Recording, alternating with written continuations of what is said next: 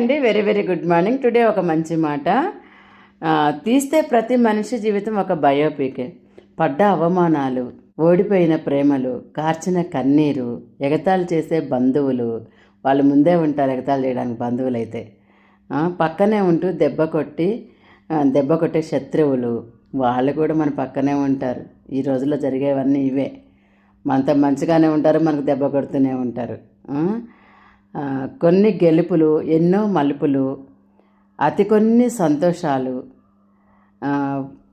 సంతోషాలు, పడిపోతూనే పైకి లేచిన క్షణాలు, ఇలా ఎన్ని పాత్రలో మన జీవితంలో అన్నీ తట్టుకొని ధైర్యంగా నిలబడి బ్రతకడమే మన జీవితం అంటారు.